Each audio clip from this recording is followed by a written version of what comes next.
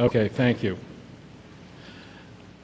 You know, some people have been reading, wonder, gee, has there been enough time? Has there been enough process here? Maybe we should wait. Well, I think we should take a look back, as has been said earlier. We go back to February of 2005, when the town was considering what's going to happen with Western Nurseries. A land use study committee was formed. Western Nurseries land has been studied by that committee. And in 2006, a world-renowned firm in Sasaki Associates was engaged by the community.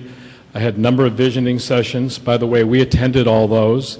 We made sure that we understood what the community was listening to, thinking about, spoke to Sasaki on a number of occasions.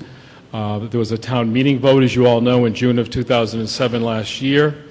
Granted, the town decided not to buy the land and gave us the opportunity to consider what we might do going forward. And again, Sasaki in August of 2007 came out with their report, which we spent a lot of time reviewing.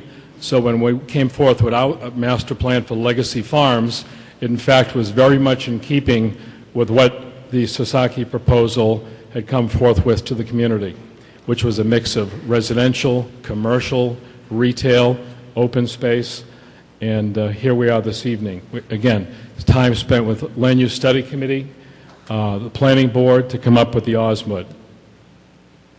This is sort of a general regional context map. You're all very familiar with the area, but just to give a sort of a context, you'll see here on the plan where the site is, 733 acres north and south of Route 135. Again, just to give you an aerial view of the site, you'll notice on the left an aerial view of the land north and south. You'll notice a lot of the road systems that are on the site right now that we'll have to remove when we do the process of restoration and preservation of the land. On the right side, you'll see, again, a existing conditions plan. The sort of beige colored areas are existing fields. The green areas are existing woods areas. Again, you've seen this a few moments ago. This is existing zoning on the land, agricultural A in the north, residence B in the south, 60,000 square foot lots in the north, and 45,000 square foot zoning in the south. The OSMUD itself, the proposed zoning overlay district, again, to repeat, you'll notice north and south, there's a commercial district, there's a village center district, there's another commercial district in the East Main Street portion. The remainder of the site is zoned for residential purposes, and again, as we go through this, you'll see further what we're proposing. Open space. This is a good representation if one looks at the green and the white. The white areas are sort of the pods, if you will, where we're considering doing development, and all the remaining areas in green would be restricted land or open space. And we like to prefer the term open space because we feel that's ideally what it will be. And the pictures to the left are representative samples of restoring the land, whether it be woodlands, whether it be open pastures, fields, walking trails.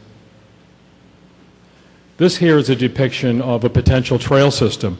We spent a lot of time with the various trail committees in town, with various representatives of different groups who have interest in trails. And you'll notice the blue lines on the plan are potential trail systems connecting to existing trails. So not only would we have 500 acres of open space, but locations and areas where the public can actually walk through this land and enjoy it. Again, depictive pictures on the left showing fields and potential walkways. Again, in the HCA, the host community agreement, there are two parcels of land. You'll notice lower left side along 135, we have a 19-acre parcel dedicated to the possibility of playing fields, and the 21-acre parcel, again to the upper left on the Wilson Street, which could have some potential future municipal uses.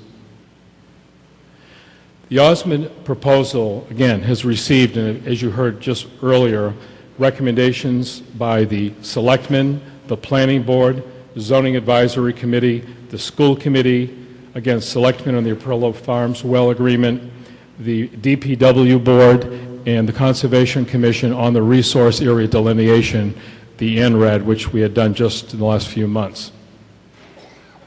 We're talking about thousands of man-hours and number of committees. We have had well over 100 meetings with various groups, and you can see quite an extensive list here.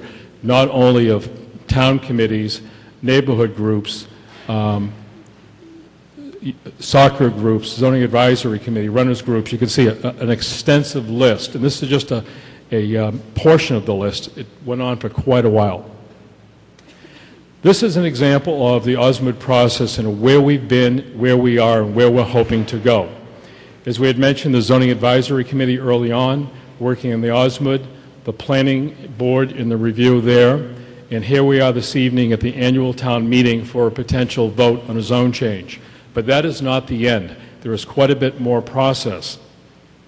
We have planning board master plan special permit review, which again goes into much, much more detail, whether it be traffic mitigation, actual layout of roads, the actual design of buildings, things such as that. Once one gets through that process, one has a site plan review for all the various components of the project. This very well could be a 10-year build-out. So there's a lot of time and process where one would go back to the planning board for multiple portions of the site, to say nothing of the DEIR, which is a state permitting process, MEPA process. So there's quite a few pieces of processes well beyond this evening. Again, going back to the vision for the land, this is something we've been talking about now for well over a year, 940 residential units. We're restricting, and under the HCA, the limit is no more than 50 single-family homes. The Village Retail Center, working closely with the Mezzet family on repositioning the garden center and making sure that's a vibrant piece of the retail center, a new commercial tax base. Again, 500 acres of open space, restoration of the land, trails, etc. A trail system, again, linking all the public spaces. When we talk about the OSMUD, we also have a master plan. This is a depiction of our master plan proposal, which we've been working very closely with the planning board. And if we get through this zoning process, this would be the next step, going through this plan with the planning board and all its various components. You'll see the north and the south parcels. You'll see some of the pieces on the north parcel up against the N-Star location, some of the higher elevations. Probably the nicest piece of land on the site is dedicated to open space. Again, the pictures on the left are depictions of townhomes, condominiums, that type of product that we're proposing that we feel would fit very nicely into the site. This is an example of some of the retail village concepts that we're thinking of. It's important to keep in mind the retail we're talking about, where Western Nurseries currently is really a village concept, even though the potential exists for something as potentially as large as 38,000 square feet. Even if that were the case, that would very much have a very village feel to it. We're talking about multiple buildings, could be 6 or 7 buildings, very much similar to the pictures you'll see here. Picture in the upper left, open beam truss, could be a market, a green market possibly. This could be very well, could be Western Nurseries concept. You'll notice the buildings in the lower left, very much sort of almost a residential feel. The building to the right, again, a combination of brick paving, landscaping, clapboards, very much a sort of almost a residential scale, but again, a village feeling to it. Again, looking at Western Nurseries, possibly adding some greenhouses, repositioning, again, something we're working very closely with the Mezzets on. We talked about a